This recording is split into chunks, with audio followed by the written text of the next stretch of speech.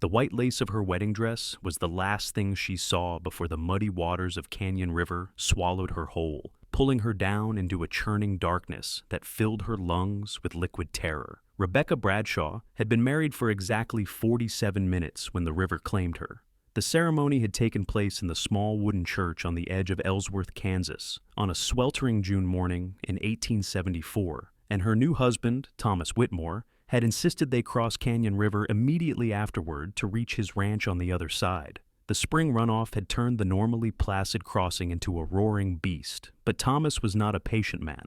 He had business to attend to, he said, and a new bride would simply have to learn to keep up with his schedule. The wagon had tilted dangerously as they entered the ford, the horses struggling against the current. Rebecca had gripped the wooden seat until her knuckles turned white, her heart hammering against her ribs. Thomas barely seemed to notice, slapping the reins harder against the horses' backs. Then the rear wheel caught on something, a submerged boulder or a fallen tree, and the entire wagon lurched sideways. Rebecca felt herself flying through the air, her cream-colored skirts billowing around her like the wings of some doomed angel before the cold shock of the water hit her. The river was merciless. It dragged her under immediately, the weight of her wedding dress acting like an anchor. She tried to scream, but water rushed into her mouth instead. Her arms flailed uselessly, tangled in layers of sodden fabric. The current spun her like a child's toy, and she could not tell which way was up. Black spots danced across her vision. This was how she would die, she realized with strange clarity, drowned in her wedding dress before her marriage had truly begun. Then something solid wrapped around her waist, strong as iron and warm even through the cold water. She felt herself being hauled upward with tremendous force, breaking through the surface. Air hit her face like a blessing. "Breathe slow," a deep voice said close to her ear, rough and commanding. "I've got your waist. Don't fight me." Rebecca gasped and choked, her body instinctively struggling against the hold, but the voice came again, steadier this time. "Breathe slow," he repeated. "Trust me, I won't let go." Something in his tone made her stop thrashing. She forced herself to take a shuddering breath, then another. The arm around her waist tightened slightly, reassuring rather than restraining, and she felt herself being pulled through the water with purpose. Her rescuer was swimming strongly, angling across the current rather than fighting it directly. She could feel the powerful movement of his body behind her, the steady rhythm of his kicks. It felt like an eternity, but was probably less than a minute before her feet scraped against rocks. The man still had his arm locked around her waist as he half carried, half dragged her up onto the bank. She collapsed onto the muddy grass, coughing and retching up river water. He knelt beside her, one large hand on her back, steadying her as her body tried to expel the water from her lungs. "That's it," he said quietly. "Get it all out." When she could finally breathe without coughing, Rebecca lifted her head to look at her rescuer. Her vision was still blurred from the water, but she could make out a tall figure in soaked clothing, dark hair plastered to his head, and eyes that seemed to assess her with sharp intelligence. He was probably in his mid-20s, lean and muscular in the way of men who spent their lives doing hard physical labor. "Can you stand?" he asked. Rebecca tried and failed, her legs shaking too badly to support her. Without a word, the man slipped one arm under her knees and the other around her back, lifting her as though she weighed nothing at all. She should have protested, should have told him she was a married woman, and it was improper, but she was too exhausted and too grateful to be alive. He carried her away from the river's edge to where a black horse stood waiting, reins trailing on the ground. With remarkable gentleness, he set her down on a sun-warmed rock and stepped back, giving her space. "Are you hurt anywhere?" he asked. "Did you hit your head?" Rebecca shook her head, then immediately regretted it as dizziness washed over her. "I don't think so. I cannot seem to—" Her voice trailed off. Now that the immediate danger had passed, the full horror of what had happened began to sink in. She had nearly died. She had been married less than an hour and had nearly drowned. "Where is Thomas?" she asked suddenly, looking around. "My husband, where is he?" The man's jaw tightened almost imperceptibly. "I saw him make it to the far bank with the wagon. The horses pulled through once you fell out, and the wagon lightened." The implication hung in the air between them. Thomas had saved the wagon and the horses. He had not jumped in after his bride. "I am sure he will come back for me," Rebecca heard herself say, though the words sounded hollow even to her own ears. The cowboy said nothing to that. Instead, he moved to his horse and pulled a blanket from behind the saddle. You need to get out of that wet dress before you catch your death. The temperature might be warm now, but you'll get chilled once the shock wears off. Rebecca looked down at herself. The beautiful wedding dress her mother had spent months sewing was ruined, torn and stained with river mud. The lace her grandmother had tatted by hand hung in shreds. But more importantly, the man was right. She was already starting to shiver despite the June heat. "I have nothing else to wear," she said quietly. He held out the blanket. "Wrap up in this. I'll turn my back. There are some cottonwoods over there where you'll have privacy." Rebecca took the blanket with trembling hands. She tried to stand again, and this time managed it, though her legs felt like water-soaked wood. She stumbled toward the cottonwood trees the cowboy had indicated, acutely aware of how her dress clung to her body, how vulnerable she was. Behind the screen of trees, she struggled with the buttons of her dress. Her fingers were clumsy and numb, and the fabric had swollen with water. After several frustrated minutes, she heard the cowboy's voice from the other side of the trees. "I'm going to leave my knife on this rock here. You might need it to cut yourself free of that dress." She heard his footsteps moving away. When she was sure he had gone, she retrieved the knife. It was a working blade, the handle worn smooth with use, and it was sharp. She sawed through the stubborn buttons and laces, letting the ruined dress fall away from her body. Her undergarments were just as wet, but there was nothing to be done about that. She wrapped the blanket around herself, securing it as best she could, and emerged from behind the trees. The cowboy was standing a respectful distance away, his back to her as promised.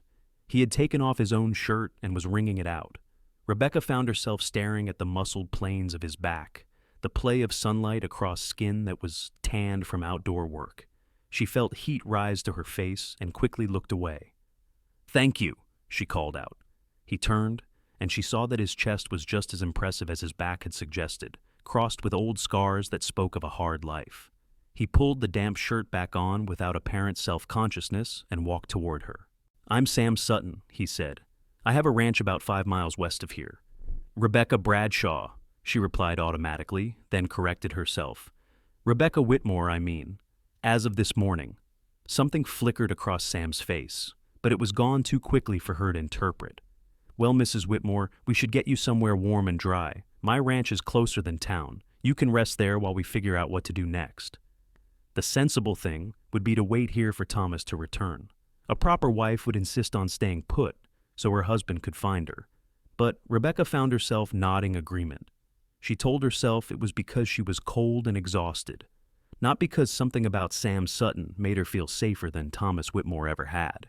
Sam brought his horse over, a magnificent black gelding with intelligent eyes. "This is Midnight. He's steady. I'll ride behind and keep you secure in case you feel faint."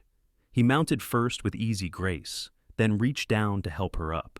His hand was calloused and strong, and when she settled in front of him, his arm came around her waist just as it had in the water.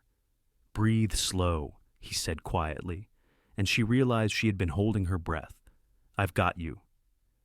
They rode in silence for the first mile, following a trail that wound through prairie grass that came up to Midnight's chest. Rebecca could feel the warmth of Sam's body behind her, steady and solid.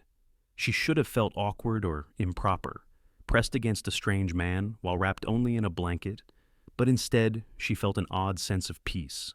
"You're not from Ellsworth," Sam said finally. It was not a question. "No, I came from Ohio 3 weeks ago. I answered an advertisement for a bride." She heard him make a small sound, not quite disapproval, but close to it. Mail-order brides were common enough on the frontier, where women were scarce, but Rebecca knew that many people looked down on the practice. "Did you meet him before today?" Sam asked. "We corresponded for 2 months. He seemed kind in his letters." "And in person?" Rebecca did not answer immediately. What could she say? That Thomas had barely looked at her when she stepped off the stage in Ellsworth? That he had criticized her appearance, saying she looked thinner than her photograph suggested? That he had rushed through the wedding ceremony as though it were a business transaction and not a sacred vow? "He was different than I expected," she said finally. Sam's arm tightened fractionally around her waist. "The river is dangerous this time of year. Everyone in Ellsworth knows not to cross at the ford when it's running high. There's a bridge 5 miles north that's perfectly safe. He said he knew what he was doing, that his ranch hands were waiting. I know Tom Whitmore, Sam said, and there was an edge to his voice now. He's got a reputation for being cheap and cutting corners. I'm guessing he didn't want to add 10 miles to the trip just to use the bridge. Rebecca felt something cold settle in her stomach that had nothing to do with her wet clothes. You sound as though you do not like him. I don't. He treats his horses poorly, and his ranch hands worse. I've hired away 3 of his men in the past year because they couldn't stand working for him anymore. This was not the reassurance Rebecca had been hoping for about her new husband. She fell silent again, trying to process everything that had happened. Just this morning, she had been full of hope and nervous anticipation. She was going to start a new life in the West, far from the suffocating respectability of her Ohio hometown. She was going to have her own home, maybe children, a purpose. Now she did not know what she was going to have. Sam's ranch came into view as they crested a low hill. It was more substantial than Rebecca had expected, with a well-built house, a large barn, and several outbuildings. Cattle dotted the surrounding pastures, and she could see horses in a corral. Everything looked neat and well-maintained. You have a nice place, she said. I've worked hard for it, been building it up for 6 years now. He guided Midnight toward the house and dismounted, then helped Rebecca down. Her legs wobbled again, and he kept his hands on her waist until she was steady. Come inside. My housekeeper, Mrs. Chen, will have something you can wear and some hot food to put in you. Rebecca followed him onto the porch. The house was made of solid timber, with glass windows that would have been expensive to ship out here. Sam opened the door and called out, Mrs. Chen, we have a guest who needs help. A small Chinese woman appeared from what was apparently the kitchen. She was probably in her 50s, with hair going gray and sharp, intelligent eyes. She took in Rebecca's appearance, wrapped in a blanket with her wet hair hanging down her back, and immediately began speaking rapid Chinese. Sam answered in the same language, which surprised Rebecca. The two of them conversed for a moment before Mrs. Chen nodded and beckoned to Rebecca. Come, she said in accented English. You need dry clothes and hot bath. Rebecca glanced at Sam, who nodded encouragement. Mrs. Chen will take good care of you. I'll tend to Midnight and then see about getting word to your husband. The way he said the word husband carried a weight Rebecca could not quite interpret. She followed Mrs. Chen through the house, noting details despite her exhaustion. The main room was furnished simply but comfortably, with a stone fireplace and handmade furniture that showed skill. Everything was clean and organized. This was a home, not just a place to sleep. Mrs. Chen led her to a small bedroom and pointed to a chair. Sit. I bring water for bath. She bustled out, leaving Rebecca alone. The room contained a narrow bed with a quilt that showed expert needlework, a washstand, and a small wardrobe. A window looked out over the prairie, where the setting sun was painting the grass gold. Rebecca realized with a start that the entire day had passed. How long had she been in the water? How long had they ridden? Mrs. Chen returned with 2 large buckets of steaming water, which she poured into a hip bath that she had pulled from behind a screen. She made several more trips, all the while chattering in a mix of English and Chinese until the bath was full. I find dress for you. You wash now. Get warm. She left again, and Rebecca dropped the blanket, stepping gratefully into the hot water. It stung at first, then felt wonderful. She sank down until the water covered her shoulders, feeling the chill finally start to leave her bones. She washed the river mud from her hair and skin, using the soap Mrs. Chen had left, which smelled faintly of lavender. By the time she emerged from the bath, Mrs. Chen had laid out clothes on the bed. There was a simple cotton dress in a soft blue color, undergarments that looked new, and even a pair of stockings. The dress was too large, clearly made for someone taller and broader, but it was clean and dry. Rebecca dressed quickly, her fingers still clumsy. She used the comb on the washstand to work through her tangled hair, though it would need a proper brushing to look presentable. When she finally felt human again, she ventured out of the bedroom. Sam was in the main room, standing by the fireplace. He had changed into dry clothes as well, dark trousers and a clean shirt. His hair was still damp, slicked back from his face, and Rebecca could see his features properly for the first time. He had a strong jaw, a straight nose that had been broken at least once, and those arresting eyes that seemed to shift between gray and blue depending on the light. He was not handsome in a conventional way, but there was something compelling about him, a sense of quiet strength and capability. He turned when he heard her footsteps, and something passed across his face too quickly for her to name. "You look better, warmer at least. Thank you for the clothes, and the bath, and for saving my life." Rebecca felt suddenly awkward, aware that she was standing in a strange man's house wearing borrowed clothes. "Did you send word to Thomas?" "I sent one of my ranch hands, Diego, to the Whitmore place. He'll let your husband know you're safe and here." "I should probably wait outside for him. It is not proper for me to be here alone with you." Sam's mouth tightened. "You're not alone. Mrs. Chen is here, and I have 3 ranch hands who live in the bunkhouse. Besides, you nearly died today. I think propriety can take a back seat to making sure you're recovered." He was right, of course, but Rebecca still felt uneasy. What would Thomas think when he arrived? Would he be angry, grateful? She realized she had no idea how her husband would react to any of this. "Come and eat," Sam said, gesturing to the table where Mrs. Chen was setting out food. "You need your strength." The meal was simple but delicious: beef stew with vegetables, fresh bread, and strong coffee. Rebecca had not realized how hungry she was until she started eating. Sam sat across from her, and Mrs. Chen bustled around, making sure both their bowls stayed full. "How did you come to be at the river crossing at the exact right moment?" Rebecca asked between bites. "I wasn't at the crossing. I was checking fence line about a quarter-mile upstream when I heard the commotion. By the time I got there, you were already in the water and being swept downstream. I rode along the bank and then went in when I could see you were in trouble. You must be a very strong swimmer." "I grew up near water. My family had a ranch in Texas near the Brazos River. My brother and I practically lived in that river as boys." "Your brother, is he nearby?" Sam's expression shuddered. "He died in the war. Shiloh." "I am sorry." Rebecca knew that pain. Her own father had died at Gettysburg. The war had ended 9 years ago, but its scars were still fresh for so many.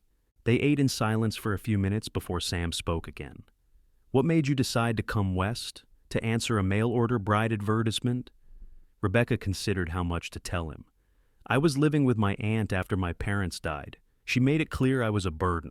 I taught school for a year, but the pay was barely enough to survive on. When I saw Mr. Whitmore's advertisement in the newspaper, it seemed like an opportunity. He owns land, he has a ranch, he seemed respectable in his letters. And now? Now I am married to him, for better or worse. I made a vow before God." Sam looked like he wanted to say something, but thought better of it. Instead, he took a long drink of his coffee. The sound of horses approaching made them both look toward the door. Sam stood and walked to the window. "It's Diego coming back, and it looks like he's alone."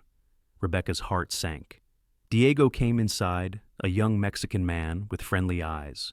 He spoke to Sam in Spanish, and Rebecca watched Sam's face darken as he listened. "What did he say?" she asked. Sam turned to her, and she could see he was angry, though he was trying to control it. "Whitmore says he's too busy to come tonight. He says you can stay here, and he'll send someone for you in the morning." The words hit Rebecca like a physical blow. Thomas was not coming. He knew she had nearly drowned, that she was safe at a neighbor's ranch, and he could not be bothered to ride 5 miles to collect his bride on their wedding day. She stood up abruptly, the room suddenly feeling too small. "Excuse me, I need some air."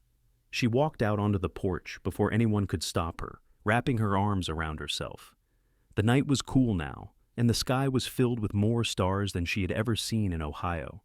The prairie stretched out endlessly in all directions, dark and alien and beautiful. She heard the door open behind her but did not turn around. Sam came to stand beside her, not too close, but near enough that she could feel his presence. "I'm sorry," he said quietly. "Don't be. You have nothing to apologize for. You saved my life. I'm sorry that the man you married doesn't seem to value that life the way he should." Rebecca felt tears prick at her eyes, but refused to let them fall. "I made my choice. I agreed to marry him. Now, I have to live with the consequences. You made your choice based on lies, on letters that apparently bore no resemblance to the real man. That is the risk with mail-order marriages. Everyone knows that." Sam was quiet for a moment. Then he said, "You could leave. And go where? I have no money, no family, nowhere to go. And besides, I am married. The law is clear on that." "The marriage hasn't been consummated." Rebecca felt her face burn. "That is not a topic I can discuss with you. I'm just saying you have options. You don't have to stay with a man who would let his bride drown and then not even bother to check on her afterward. You don't understand. I cannot just leave. I am a woman alone in a strange place. Without a husband's protection, what would happen to me? Sam turned to face her directly. Rebecca, I've only known you for a few hours, but I can already see you're stronger than you think you are. You survived the river. You'll survive whatever comes next. The way he said her name, with such certainty and warmth, made something flutter in her chest.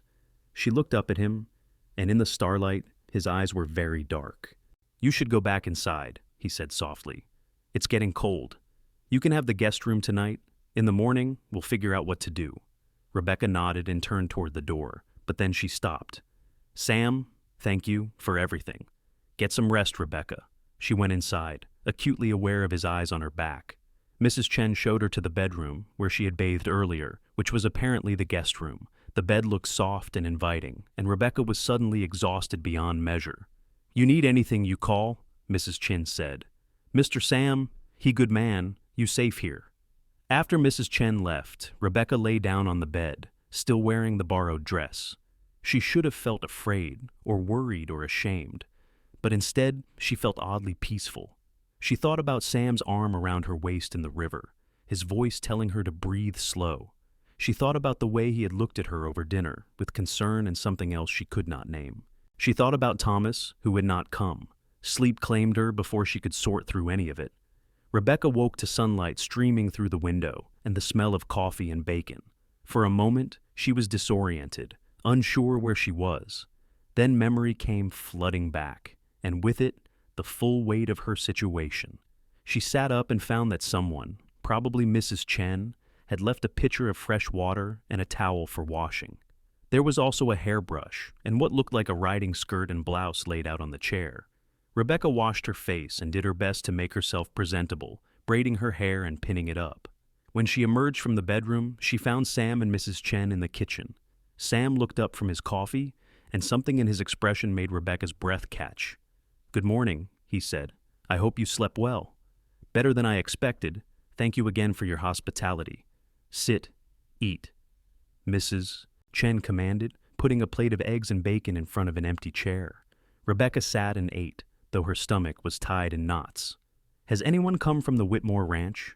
Not yet, but it's still early. They ate in awkward silence for a few minutes before Sam pushed back from the table. I have work to do, some fence line that needs mending. You're welcome to stay here as long as you need to. He grabbed his hat from a peg by the door and left. Through the window, Rebecca watched him walk toward the barn, his stride long and confident.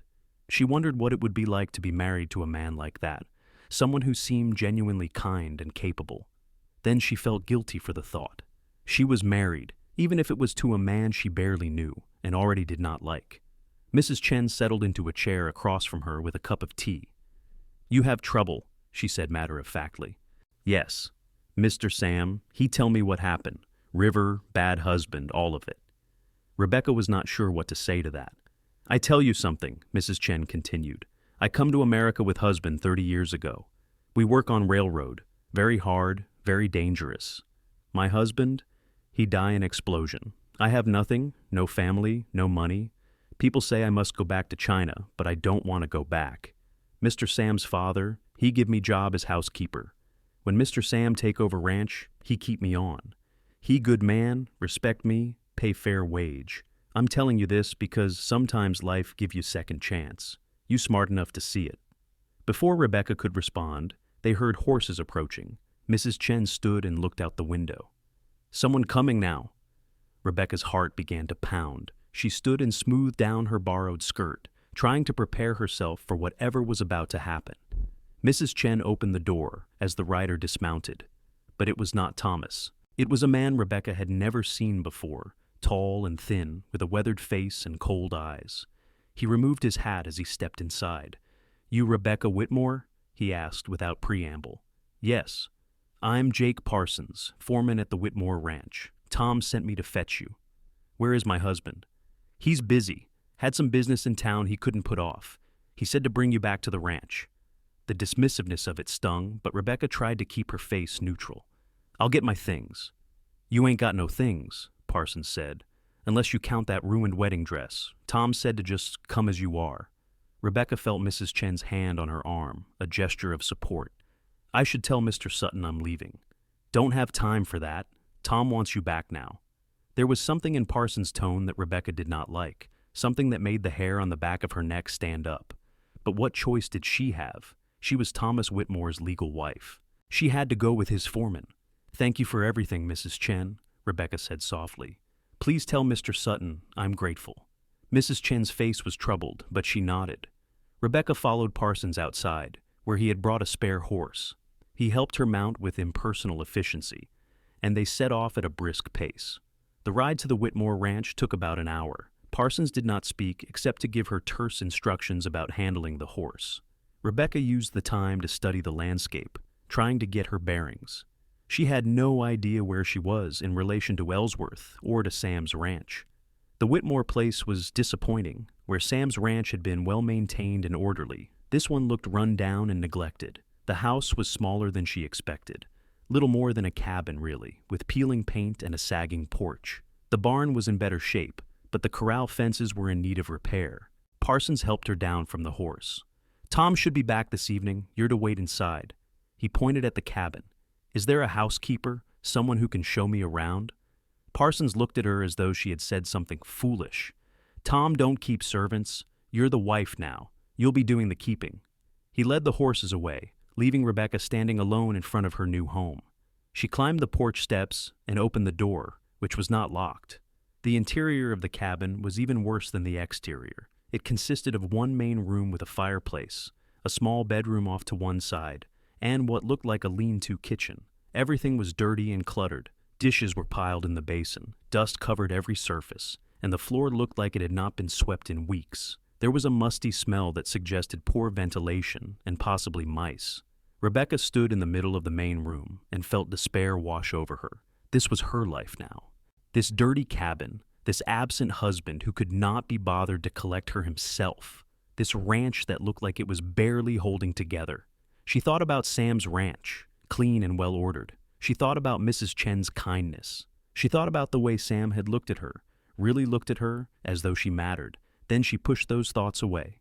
She had made a commitment. Her parents had raised her to honor her obligations. She would make the best of this situation, no matter how bleak it seemed. Rebecca spent the rest of the day cleaning. She found a broom and swept the floors.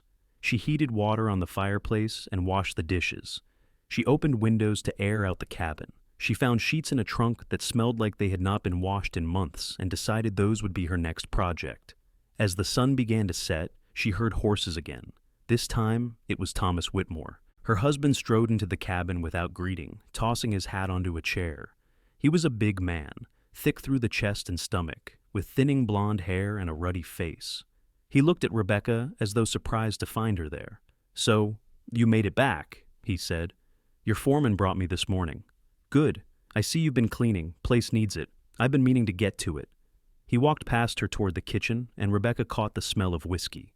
He had been drinking. "Thomas," she said, trying to keep her voice steady, "I wanted to thank you for arranging my rescue yesterday."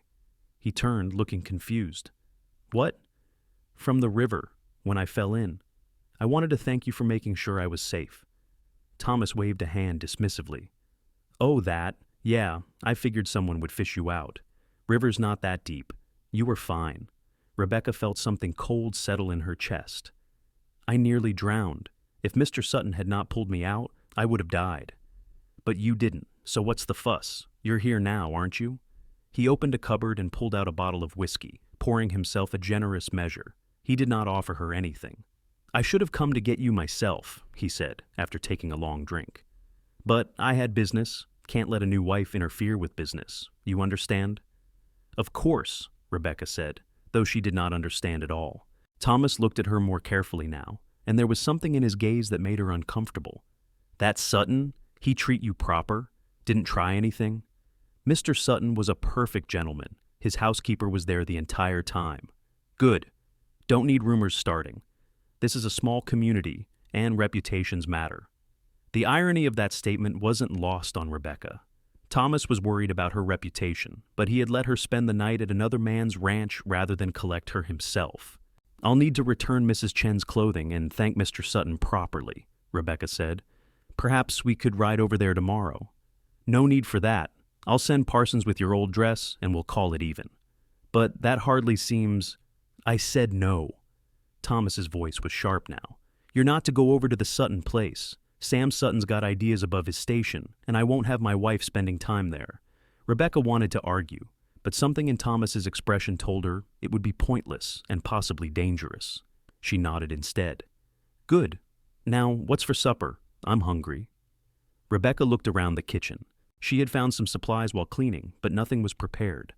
I can make something, but it will take time. I only arrived this morning and have been cleaning. Thomas's face darkened. That's your job, isn't it? Keeping house and cooking? I didn't marry you to stand around making excuses. I understand. I'll prepare something now. She turned away before he could see the tears threatening to spill over.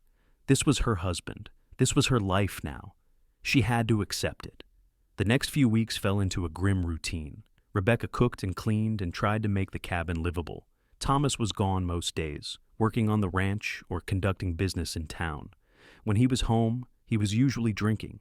He had not touched her yet, had not tried to exercise his marital rights, and for that, Rebecca was grateful. She did not think she could bear it. She saw Sam Sutton only once during that time, in Ellsworth, when she had convinced Thomas to let her go into town for supplies. Sam was coming out of the general store as she was going in. Their eyes met, and Rebecca saw concern flash across his face. Mrs. Whitmore, he said formally, tipping his hat. Mr. Sutton. She wanted to say more, wanted to thank him again, wanted to ask about Mrs. Chen and his ranch and 1,000 other things. But Thomas was waiting in the wagon, and she could feel his eyes on them. I trust you're well? Sam asked. Yes, thank you. If you ever need anything. He let the sentence hang, and Rebecca understood what he was offering. Help. Escape. A way out. I'm fine, thank you. Please give my regards to Mrs. Chen. She hurried past him into the store, her heart pounding. She did not look back, but she could feel Sam's gaze on her until she was inside. That night, Thomas was in a dark mood. He had been drinking more than usual, and when Rebecca served dinner, he complained that the meat was tough and the vegetables were overcooked. She apologized and tried to clear the plates, but he grabbed her wrist. I saw you talking to Sutton today, he said. He greeted me as we passed. It would have been rude not to respond. You looked mighty friendly. Thomas, I was simply being polite. His grip tightened, and Rebecca winced. You're my wife. You don't talk to other men, especially not Sam Sutton. He's been trying to undercut me for years, stealing my ranch hands, bad-mouthing me around town. I won't have him sniffing around my wife, too. I'm not interested in Mr. Sutton or any other man. I'm married to you. Thomas stared at her for a long moment, then released her wrist. See that you remember that. He stood up, swaying slightly, and headed for the bedroom. I'm going to bed. Clean this up. Rebecca rubbed her wrist where his fingers had left red marks. This was her life. This was what she had chosen. She told herself she could endure it, that many women endured worse. But late that night, as she lay on the narrow bed in the corner of the main room where she had been sleeping, she allowed herself to think about Sam Sutton. She remembered his arm around her waist in the river, strong and sure. She remembered the way he had looked at her with genuine concern. She remembered feeling, for just a brief time, like someone valued her existence. Then she pushed those thoughts away. They were dangerous and pointless. She was married to Thomas Whitmore, and that was the end of it. The situation deteriorated over the following month. Thomas's drinking got worse, and with it, his temper. He never hit Rebecca, but he would grab her roughly, push her, throw things. The ranch was failing, she realized. He was losing money, losing cattle to disease or rustlers, and he blamed everyone but himself. One evening in late July, Thomas came home in a rage. He had been in town, and apparently Sam Sutton had outbid him on a contract to supply cattle to the railroad. That son of a bitch is ruining me, Thomas shouted, slamming his fist on the table. He's turned the whole town against me. Perhaps if you spoke with him, Rebecca suggested carefully. Maybe there could be some arrangement. An arrangement with Sam Sutton? I'd rather lose everything. Thomas grabbed the whiskey bottle and took a long pull directly from it. He thinks he's so much better than everyone else. Him and his fancy ranch and his Chinese housekeeper. Well, I've got something he doesn't have. He looked at Rebecca in a way that made her skin crawl. I've got a pretty young wife. That must eat at him, bachelor that he is. Did you see the way he looked at you in town? Thomas, I don't think. Maybe I should have invited him to the wedding night. Let him watch while I claim what's mine. Rebecca felt sick. You're drunk. You should sleep. Don't tell me what to do. Thomas lunged toward her, but he was unsteady on his feet. Rebecca sidestepped him easily, and he crashed into the wall. She ran for the door, not thinking about where she would go, just knowing she needed to get out. She heard Thomas shouting behind her, but she was already outside, running into the night. The prairie was dark and disorienting, lit only by a quarter moon. Rebecca ran in what she hoped was the direction of the road, her heart hammering in her chest. She could hear Thomas bellowing from the cabin and then the sound of a horse. He was coming after her. She changed direction, heading for a stand of cottonwood trees. If she could hide until he gave up or passed out, she might be safe. She stumbled in the darkness, her borrowed shoes sliding on the grass. Then she heard the hoofbeats getting closer. She looked back and saw Thomas silhouetted against the cabin lights, riding toward her. There was nowhere to hide, nowhere to run. She was trapped. The hoofbeats thundered closer, and Rebecca braced herself for whatever was about to happen. But then another horse appeared from a different direction, moving fast. The rider intercepted Thomas, and there was a confusion of shouts and movement. Rebecca stood frozen, watching as the two horses circled each other. Then one rider dismounted, and even in the darkness, she recognized Sam Sutton's build and the way he moved. "Leave her alone, Whitmore," Sam's voice carried across the prairie. "This is none of your business, Sutton. She's my wife. I'm making it my business. You're drunk and you're scaring her. Get out of here before I shoot you for trespassing. Go ahead and try, but know that my ranch hands saw me leave, and they know where I was going. Anything happens to me, the sheriff will know exactly where to look." Thomas seemed to deflate. "Fine, take her. I don't want her anyway. She's useless." He wheeled his horse around and rode back toward the cabin, swaying in the saddle. Sam waited until Thomas was gone, then walked toward Rebecca. "Are you hurt?" he asked. Rebecca shook her head, not trusting her voice. "Come on. You can't stay here tonight. Maybe not ever, but we'll figure that out later." He helped her onto his horse and mounted behind her, his arm coming around her waist just as it had that first day. Rebecca leaned back against him, feeling the strength and solidity of him, and allowed herself to cry.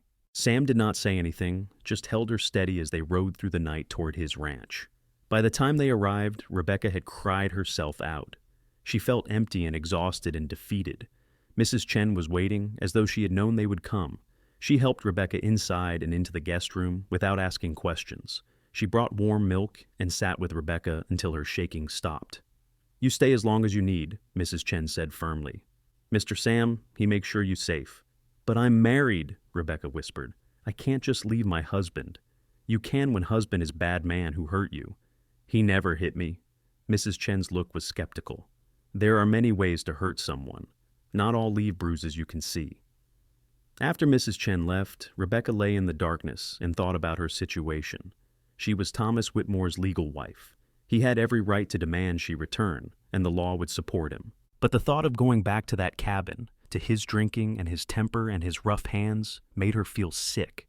She must have fallen asleep eventually, because she woke to morning light and the smell of coffee. She dressed in the clothes Mrs. Chen had loaned her before, and went out to the main room. Sam was at the table, talking in low tones with two men Rebecca did not recognize. They fell silent when she appeared, and Sam stood. "Rebecca, these are my ranch hands, Diego and Frank. They were witnesses to what happened last night." The two men nodded respectfully. Diego was young and friendly-looking. Frank was older, with gray in his beard and kind eyes. "We saw Mr. Whitmore come riding onto Mr. Sutton's land yelling threats," Frank said. "We were the ones who told Sam to go check on things. We saw him ride out to help you." "Why are you telling me this?" Rebecca asked. "Because if this goes to the sheriff or a judge, you'll need witnesses," Sam said. "Witnesses who can testify that Whitmore was drunk and aggressive, and that you were fleeing from him in fear. I can't go to a judge. I'm his wife. Rebecca, you have grounds for an annulment. The marriage hasn't been consummated, has it?" She felt her face burn. "No. And Whitmore obtained you under false pretenses. He misrepresented himself in his letters. That's fraud." "Who would believe me? I'm a mail-order bride with no money and no family. He's a landowner." A landowner who's about to lose his ranch to debt, Sam said quietly. Everyone in town knows he's in trouble, and there are plenty of people who would testify to his character, or lack thereof. I'm not the only person he's wronged. Rebecca sank into a chair, trying to process this. Why are you helping me? You barely know me. Sam exchanged glances with Diego and Frank, who quietly excused themselves. When they were alone, Sam sat down across from her. I'm helping you because it's the right thing to do. No woman should have to live in fear of her husband.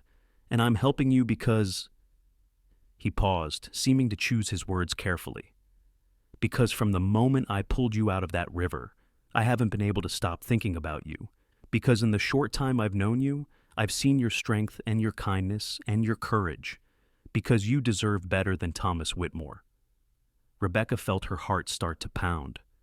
Sam, I'm not asking you for anything, he said quickly. I know the position you're in. I just need you to know that you're not alone. Whatever you decide to do, I'll support you. If you want to try for an annulment, I'll help. If you decide to go back to Whitmore, I'll respect that.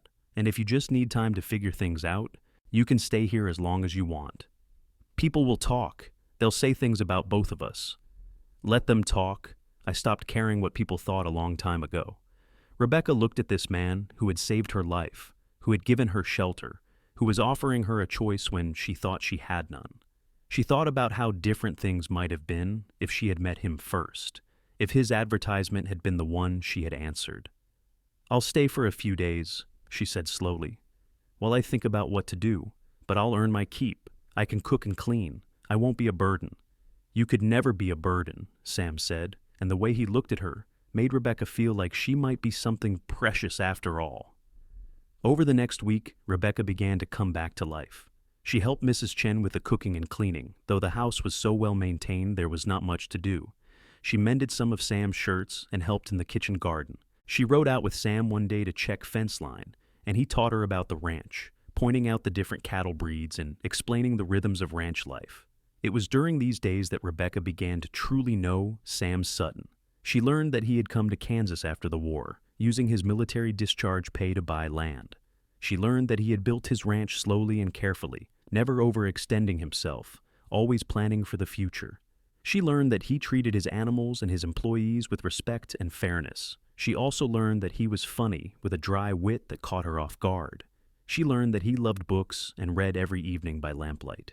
She learned that he could play the harmonica, and sometimes did on quiet evenings, filling the house with melancholy melodies. And she learned that the feeling she had for him was growing into something she could not ignore. She tried to fight it. She was still legally married. It was wrong to have feelings for another man. But when Sam smiled at her across the dinner table, when his hand brushed hers as they worked together, when he said her name in that soft way of his, she felt something bloom inside her chest that she had never felt with Thomas. This was what it should be like, she thought. This partnership, this easy companionship, this feeling of being valued. This was what she had hoped for when she answered that mail-order bride advertisement. One evening, about 10 days after she had fled the Whitmore ranch, Sam came to her as she sat on the porch watching the sunset. I've been making inquiries, he said, about the annulment. I spoke with a lawyer in Topeka, and he thinks you have a strong case. The lack of consummation, the misrepresentation in the letters, and the witnesses to Whitmore's abuse all work in your favor. How long would it take? A few months, probably. You'd have to stay in Kansas for the duration, and you'd need somewhere to live that wouldn't compromise your reputation. Rebecca's heart sank. She could not stay here indefinitely. People would talk, and eventually that talk would reach the judge considering her annulment petition. I could go back to Ohio, she said quietly. Ask my aunt to take me in again. Or, Sam said carefully, you could stay here, as my employee. Mrs. Chen is getting older, and she could use help. I'd pay you a fair wage, and you'd have your own quarters. Everything would be proper. Rebecca looked at him. Would it? Be proper, I mean. Sam met her gaze. I won't lie to you, Rebecca. I have feelings for you. I think I've had them since that first day in the river. But I'm not asking you to return those feelings. I'm just asking you to let me help you get free of a bad situation. After that, if you want to leave, go back east, or start somewhere fresh, I'll help you do that too. And if I don't want to leave? The question hung in the air between them. Sam's eyes darkened. Then I'd hope you might stay. Not as an employee, as more. I'm still married. For now, but not forever. Rebecca felt something settle in her chest, a decision that had probably been made days ago, but that she was only now acknowledging.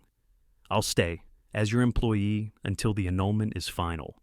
And then, we'll see. Sam's face broke into a smile that transformed his usually serious expression. That's all I ask, that we'll see. He reached out and took her hand, just holding it gently, and they sat together, watching the sun paint the prairie gold and red. The next day, Sam rode into Ellsworth and returned with the lawyer from Topeka, a serious man named Mr. Hamilton. He interviewed Rebecca for over an hour, asking detailed questions about her correspondence with Thomas, the wedding, the river incident, and the subsequent weeks. He also spoke with Diego, Frank, and Mrs. Chen, taking notes in a leather-bound journal. When he was finished, he sat back and regarded Rebecca thoughtfully. Mrs. Whitmore, I believe we have sufficient grounds for an annulment. However, I must warn you that Mr. Whitmore will likely contest it. He may make accusations about your character and your relationship with Mr. Sutton. Let him, Sam said from where he stood by the fireplace. We have more witnesses to his character than he could ever gather against Rebecca's. Nevertheless, Mrs. Whitmore will need to be above reproach during the proceedings. No appearance of impropriety. I'll move into the bunkhouse, Sam said immediately. Mrs. Chen can stay in the house with Rebecca. Will that be sufficient? Mr. Hamilton nodded. It should help. I'll file the petition tomorrow. Mr. Whitmore will be served within the week. After the lawyer left, Rebecca felt both relieved and terrified.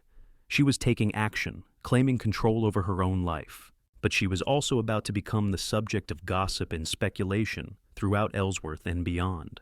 Sam seemed to sense her anxiety. We'll get through this, he said. You're not alone. You're sacrificing so much for me. Your reputation, your comfort, even your own home. Why? Sam looked at her for a long moment. Because you're worth it. Because the moment I saw you in that river, fighting for your life, something changed in me. I've been alone for a long time, Rebecca. I thought I was content that way. But then you came into my life, and suddenly I wasn't content anymore. I wanted more. I wanted you. Rebecca felt tears prick her eyes. I feel the same way. But I'm frightened. What if the annulment doesn't go through? What if Thomas finds a way to force me back? He won't, I promise you that. And Rebecca believed him. The annulment proceedings were every bit as ugly as Mr. Hamilton had predicted. Thomas hired a lawyer and contested everything. He claimed Rebecca had abandoned him without cause. He claimed she had been carrying on an inappropriate relationship with Sam Sutton. He even suggested that Rebecca had deliberately fallen into the river to create an excuse to spend time with Sam. The hearing took place in mid-September, 3 months after Rebecca had first arrived in Ellsworth. The courtroom was packed with curious onlookers, and Rebecca had to endure the humiliation of having her most private matters discussed in public. But Sam and his ranch hands testified on her behalf. Mrs. Chen testified, speaking carefully in her accented English, about Rebecca's condition when she first arrived at the ranch. Several townspeople testified to Thomas's drinking and his business failures. The owner of the general store testified that Thomas had a reputation for being abusive to his employees. Most damning of all was the testimony of 2 of Thomas's former ranch hands, who Sam had tracked down. They described in detail Thomas's violent temper, his mistreatment of animals, and his crude talk about women, including comments he had made about Rebecca before she ever arrived. Thomas himself did not help his case. He became belligerent on the stand, blaming everyone but himself for his problems. When the judge asked about the river incident, Thomas shrugged and said, "She wasn't in any real danger. Women are always overreacting to things." The judge, a stern-faced man in his 60s, did not look impressed.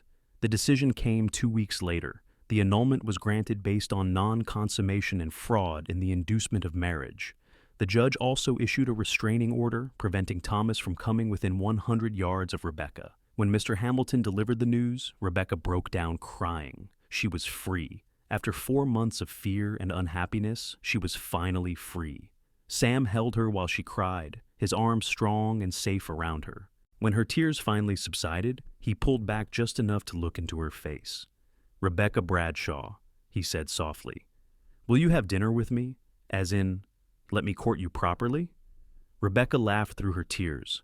Yes, yes, I'd like that very much. The courtship was everything Rebecca had ever dreamed of. Sam was patient and gentle, never pushing for more than she was ready to give. He took her on picnics along the creek. He taught her to ride properly, not just the side saddle style she had learned as a girl, but astride like a real frontierswoman. He brought her wildflowers and read to her in the evenings by lamplight. They talked for hours about everything and nothing. Sam told her about his childhood in Texas, about his brother who had died in the war, about his dreams for the ranch. Rebecca told him about growing up in Ohio, about her parents and how much she missed them, about her hopes for the future, and slowly, carefully, they fell even deeper in love. Sam kissed her for the first time in late October, as they stood watching the sunset from the same porch where he had first told her he had feelings for her. It was soft and sweet and made Rebecca feel like she was glowing from the inside out. "I love you," Sam whispered against her lips. "I think I've loved you since that first moment in the river, but I know I love you now." "I love you too," Rebecca said, and it was the truest thing she had ever spoken. Sam proposed on Christmas Eve, going down on one knee in front of the fireplace while Mrs. Chen pretended not to watch from the kitchen. The ring had belonged to his mother, a simple gold band with a small diamond. "I know we haven't known each other long," Sam said, "but I've never been more sure of anything. Will you marry me, Rebecca? Will you be my partner and my love for the rest of our lives?" "Yes," Rebecca said without hesitation. "Yes, 1,000 times. Yes." They were married in February 1875, in the same church where Rebecca had married Thomas Whitmore 8 months earlier. But this ceremony was nothing like the hasty, joyless affair. This time, Rebecca wore a new dress that Mrs. Chen had helped her sew, a soft green that brought out her eyes. This time, her groom looked at her like she was the most beautiful thing he had ever seen. This time, the vows they spoke were filled with meaning and love. Diego and Frank stood up for Sam. Mrs. Chen stood with Rebecca, beaming with pride. Half the town came to witness the wedding, and the celebration afterward lasted well into the night.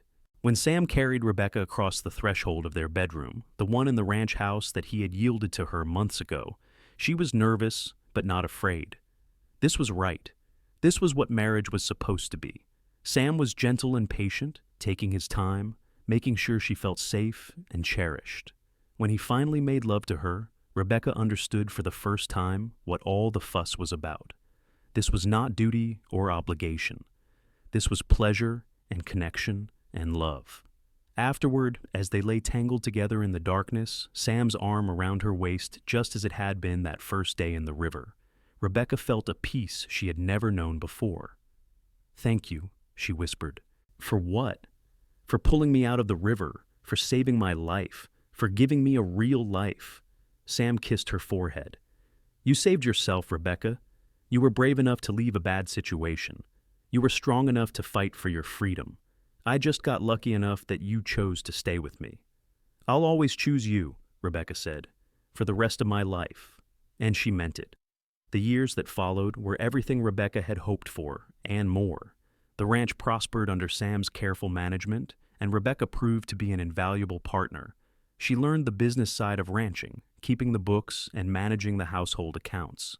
She also developed a talent for breeding horses, building up a small herd of quarter horses that became known throughout Kansas for their quality. Their first child, a son they named Stephen, was born in the winter of 1876. Sam was there for the birth, holding Rebecca's hand through the long hours of labor.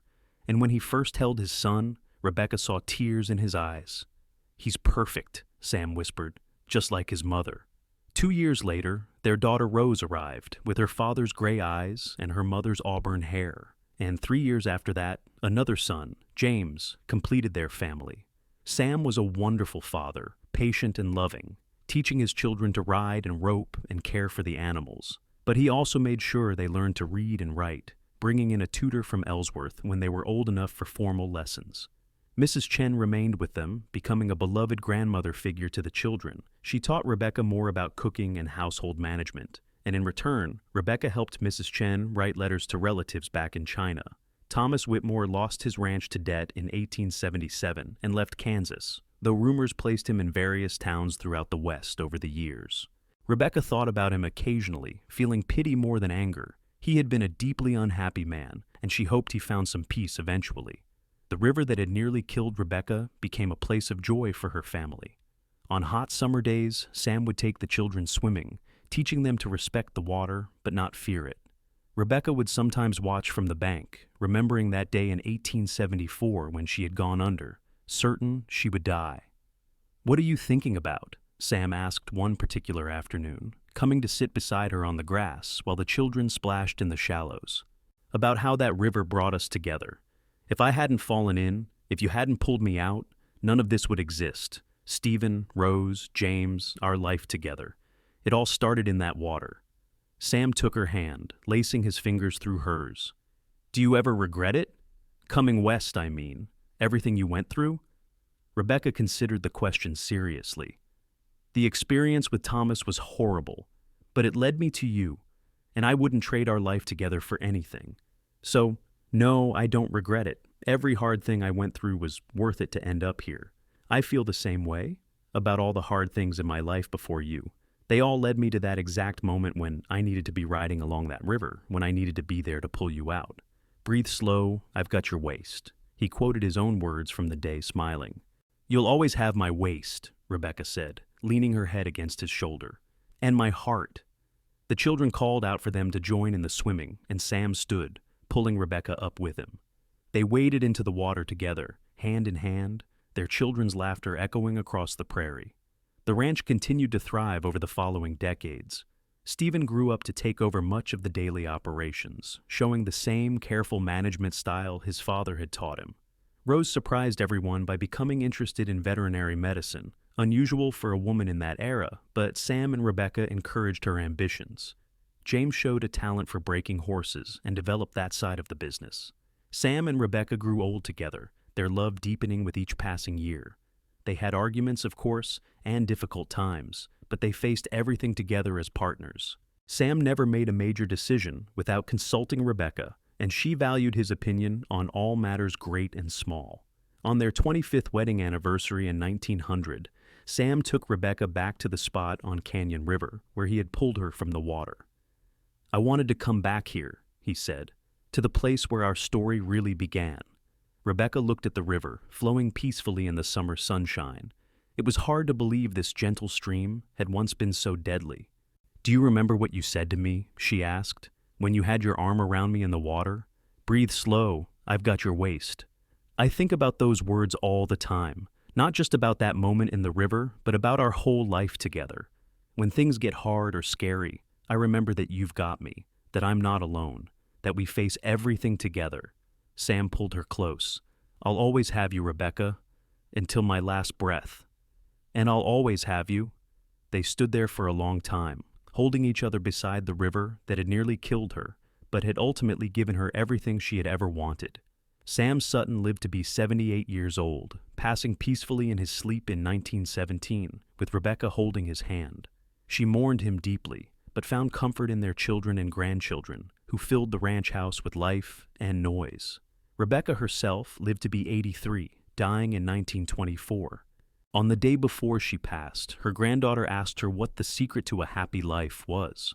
Rebecca thought about that day in June 1874, when she had gone into the river a frightened bride and come out ready to fight for her own happiness. She thought about Sam's arm around her waist, his voice telling her to breathe slow. She thought about the life they had built together, the love they had shared, the family they had created. "The secret," she said finally, "is finding someone who will pull you out of the river, someone who will hold on tight and tell you to breathe slow, someone who will never let go, no matter how strong the current. I found that person, and everything else followed from that." She died with a smile on her face, and her children knew she had gone to be with Sam again. The ranch stayed in the Sutton family for generations, a testament to the love story that had begun with a bride falling into Canyon River and a cowboy who had been in exactly the right place at exactly the right time. The story of Sam and Rebecca became family legend, told and retold to each new generation, as an example of true love and second chances. In the small cemetery outside Ellsworth, two headstones sit side by side. Sam Sutton, 1839-1917, and Rebecca Bradshaw Sutton, 1841, 1924. But if you look closely, you can see a line carved below their names, added by their children after Rebecca's death. Breathe slow, I've got your waist. It was the promise Sam had made on that fateful day in the river, and it was the promise he had kept for the rest of their lives together. Through every trial and triumph, every joy and sorrow, every moment of fear and every moment of love, Sam had held tight to Rebecca, and she to him. Their love story, born from near tragedy and built on trust, respect, and genuine partnership, was the kind of romance that people dream about. It was not perfect or easy, but it was real, and in the end, that was what mattered most. The river still flows past the ranch, carrying its waters down through Kansas toward the distant sea. And sometimes, on quiet summer evenings, when the light turns golden and the prairie grass whispers in the wind, you can almost hear the echo of Sam's voice across the years, steady and sure. Breathe slow, I've got your waist. And Rebecca's voice answering, I know you do.